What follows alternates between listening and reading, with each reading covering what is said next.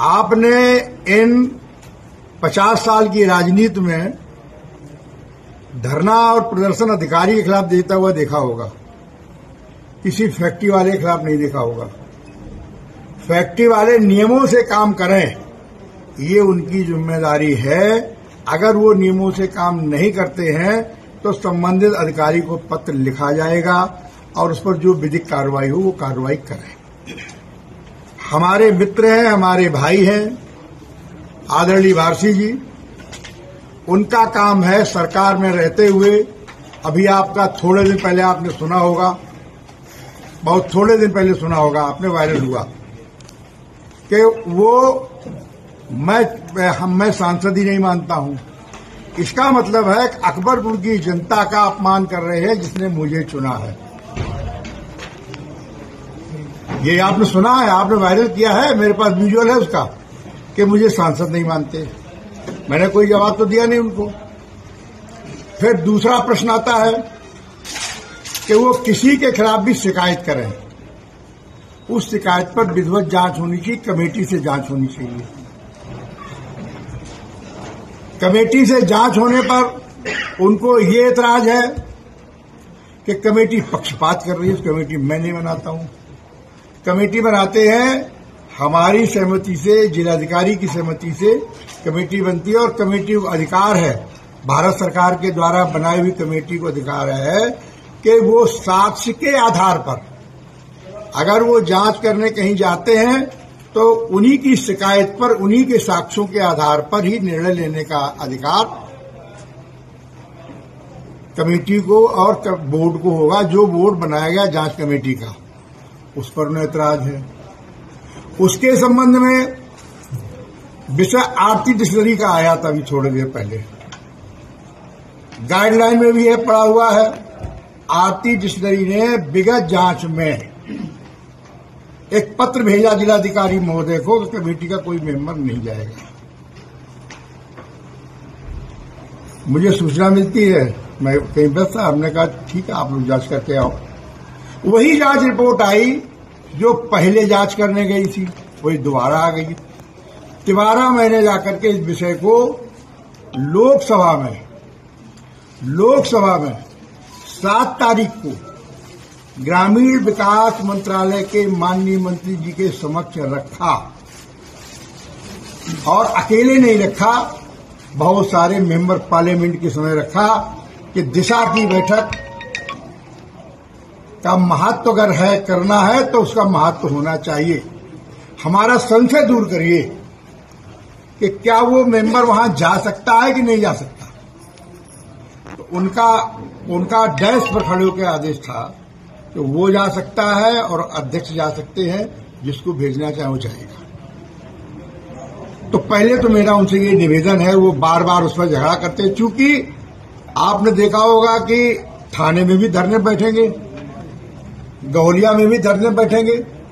जब चुनाव का वक्त आता है तब वो चलाते हैं परशुराम महासभा, जब चुनाव का वक्त आता है तब वो जात को चलाते हैं। उनसे बड़ा मैं ब्राह्मण हूं, उनसे बड़ा मैं क्षत्रिय हूं, उनसे बड़ा मैं दलित हूं, उनसे बड़ा मैं पिछड़ा वर्ग हूं, और उनसे बड़ा मैं मुसलमान हूं। मेरे द्वारा कोई जात के आधार पर काम किया गया हो, इन 11 सालों में एमपी बना हूं, 50 साल से राजनीति कर रहा हूं, एमएलए भी रहा, मंत्री रहा, तो मुझे पता है उदाहरण तो। और उनके द्वारा आपने गौलिया में देखा होगा 2021 में कि पूरे प्रदेश के माहौल को खराब करने के लिए के साथ ब्राह्मण की हत्या हो रही है। अवनीश अवस्थी तत्कालीन गृह सचिव थे, उनके साथ में मैं नहीं गया था, विवेक द्विवेदी गए थे, ये राजेश तिवारी गए थे, और ब्राह्मणों की टीम रवि शुक्ला गए थे, विनोद तिवारी गए थे, विद्यासागर त्रिपाठी गए थे, चेयरमैन वो गए थे आपके शिवली। सब लोगों ने जाकर के उस पूरे विषय को बताया।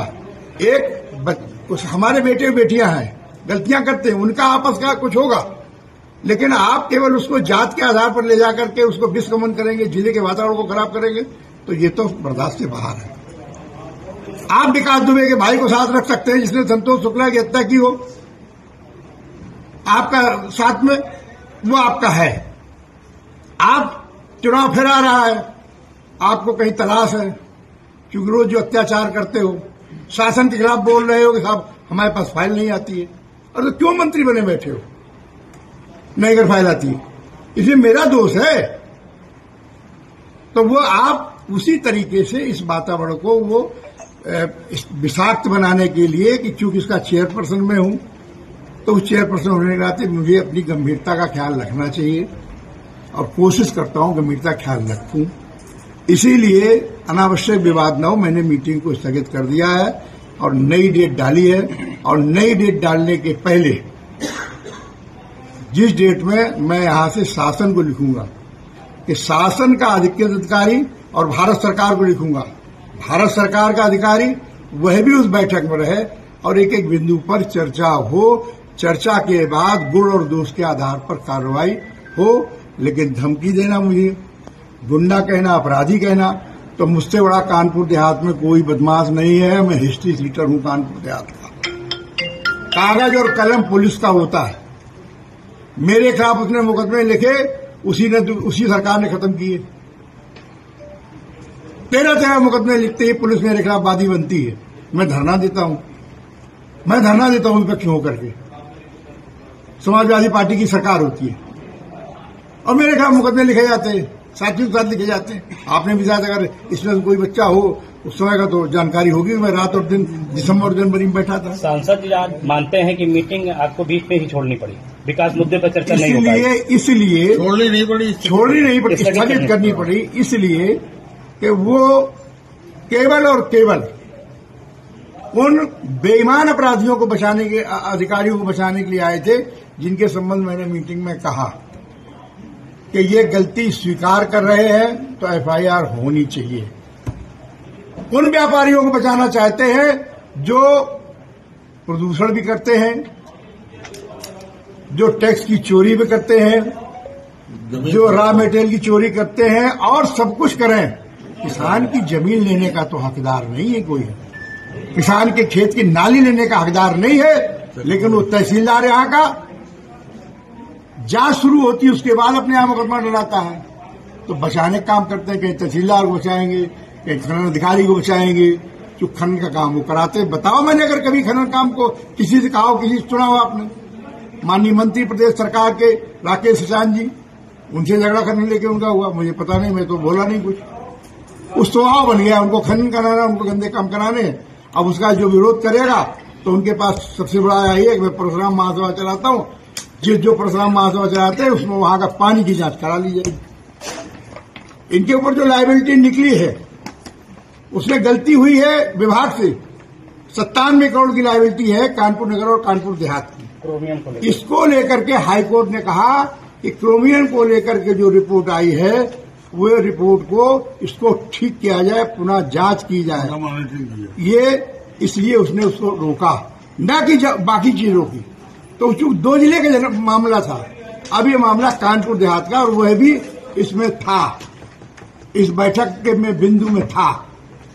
क्रोमियम की जांच होगी, अगर क्रोमियम में कोई प्रभावित होगा तो आदमी के जीवन से खिलवाड़ तो नहीं किया जाएगा, उसके स्वास्थ्य से खिलवाड़ तो नहीं किया जाएगा।